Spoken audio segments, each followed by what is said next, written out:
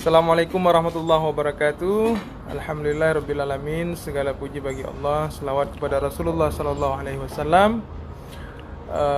Allahu akbar, Allahu akbar, Allahu akbar walillahil hamd. Syederalun Fanpage Serambi, hari ini kami atas nama redaksi Harian Serambi Indonesia tentu mengucapkan selamat Hari Raya Idul Adha 1441 Hijriah. Mohon maaf lahir dan batin. Semoga Allah mengampunkan semua kesalahan kita, baik di masa lalu, di masa ini, dan juga tentunya mudah-mudahan tidak ada dosa di masa yang akan datang. Amin. Amin ya rabbal alamin. Baik Syederalun, hari ini saya jurnalis Serambi Indonesia Suburdani kembali lagi menyapa seluruh pembaca Harian Serambi Indonesia, juga Syederalun di fanpage Serambi Indonesia. Kita hari ini akan bincang tentang agama. Di sebelah saya tentu tidak asing lagi, yaitu Wakil Ketua MPU Aceh, Tengku Haji Faisal Ali, atau akrab disapa, ada yang menyapa Lim Faisal, ada yang menyapa Abu Sibreh, ya. Tentunya dengan sapaan-sapaan yang sangat akrab di kalangan publik. Assalamualaikum Abu. Waalaikumsalam warahmatullahi wabarakatuh. Alhamdulillah. Sehat Abu ya? Sehat, alhamdulillah sehat. Keadaan Lebaran kayak mana nih Abu? Lebaran Idul. Alhamdulillah, Lebaran Idul Adha ini sudah kita laksanakan salat dari pagi, dan juga sebahagiannya sesudah salat zuhur tadi sudah melaksanakan kurban. Berjalanlah seperti yang kita harapkan. Mudah-mudahan apa yang kita lakukan diterima di sisi Allah Subhanahu wa taala. Kalau keadaan Daya, ya Syederalun, lupa saya mengabari bahwa saat ini saya berada di Dayah Mahyal Ulum, di mana Dayah ini dipimpin langsung oleh Abu. Aktivitas di sini memang tadi sempat sholat asar di sini, memang santri memang lagi tidak ada Abu ya, hanya beberapa saja yang tinggal karena juga libur kebetulan Abu ya. Kebetulan libur, tapi keadaan kondisi Dayah tetap dalam keadaan biasa. Juga ada aktivitas mengajar juga ada, walaupun kecil-kecilan, mungkin tidak ramai.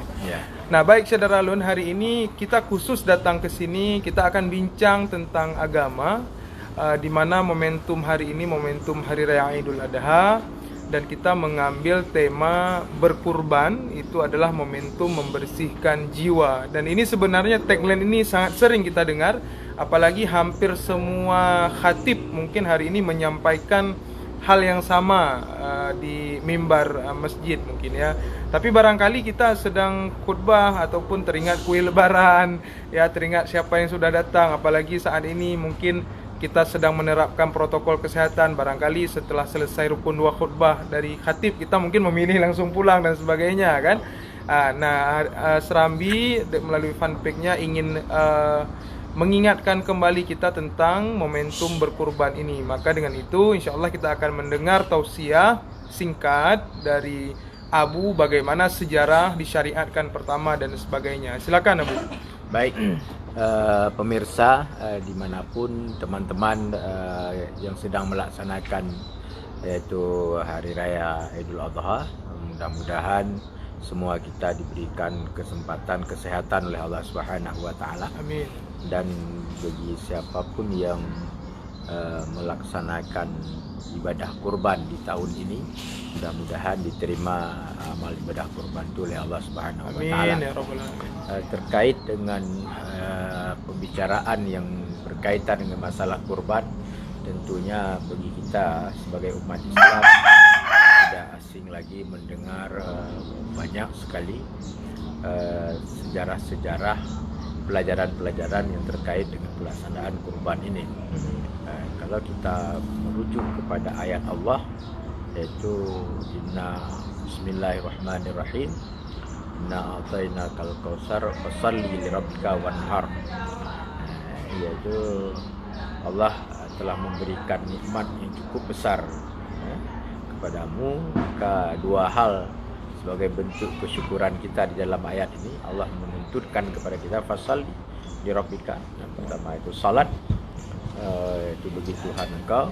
Yang kedua wanhar, berkurban. Dunia perintah berkurban di dalam syariat lebih besar Muhammad sallallahu alaihi wasallam ini tidak terlepas daripada apa yang terjadi pada peristiwa yang cukup lama, yaitu peristiwa yang terjadi pada masa Nabiullah Ibrahim dan putranya Ismail alaihi salam. Momentum pelaksanaan kurban ini kalau kita merujuk kepada masa Nabiullah Ibrahim dengan masa Nabiullah Ismail lah, di sini yang dapat kita lihat bagaimana nilai ketakwaan daripada Nabiullah Ibrahim dan Nabiullah Ismail alaihi salam. Kenapa?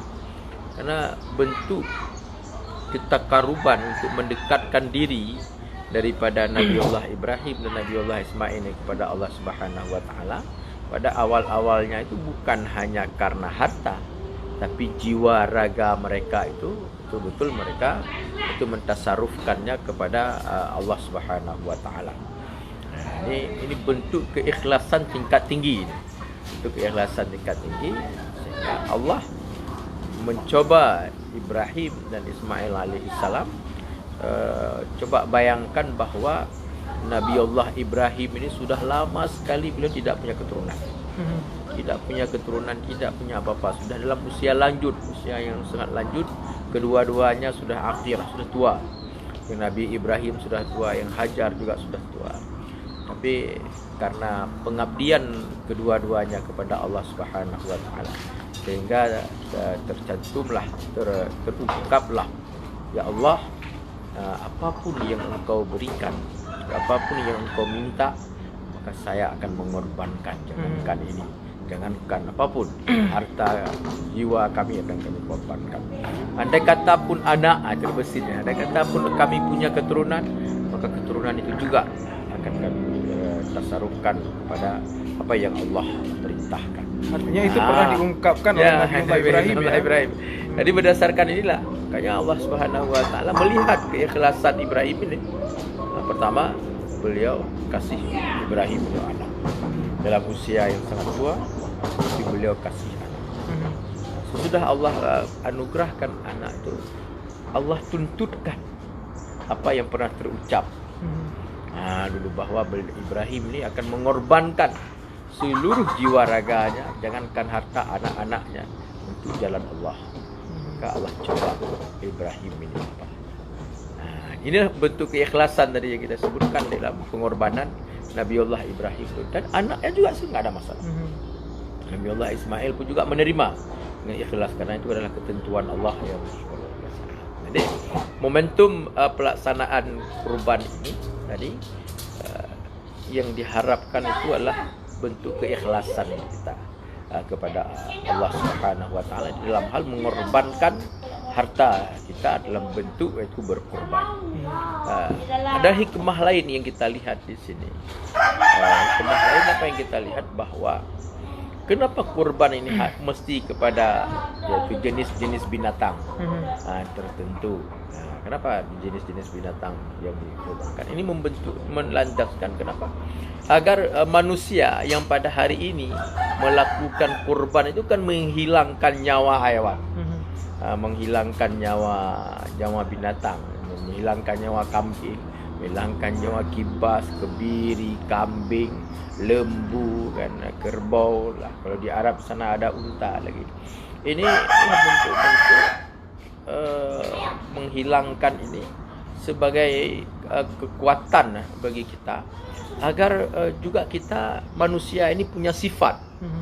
Sifat-sifat yang apabila manusia tidak mampu mengelolakan sifat-sifat yang baik itu, maka manusia itu akan memiliki sifatnya sifat binatang.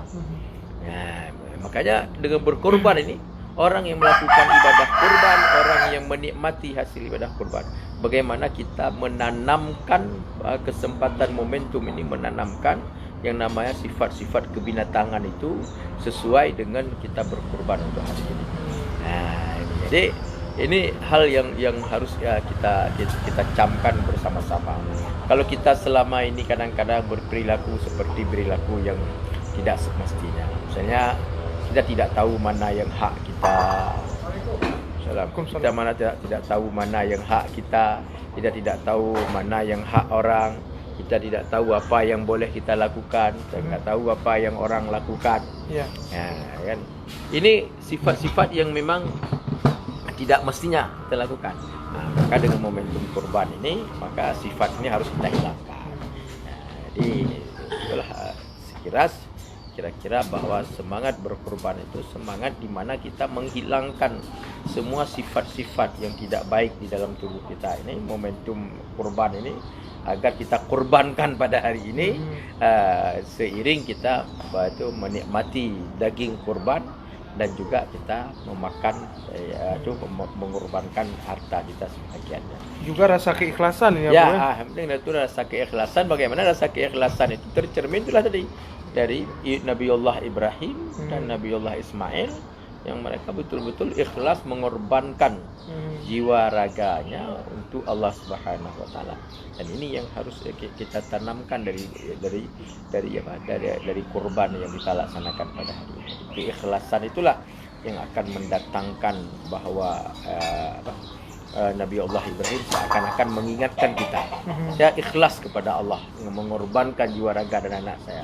Sekarang kamu juga kita minta untuk berikhlas kepada Allah Subhanahu wa taala. Itu hal yang dalam segala aspek, bukan hanya dalam masalah ini. Ikhlasan itu adalah merupakan asal, pendomen yang sangat dasar daripada sebuah pekerjaan yang kita lakukan.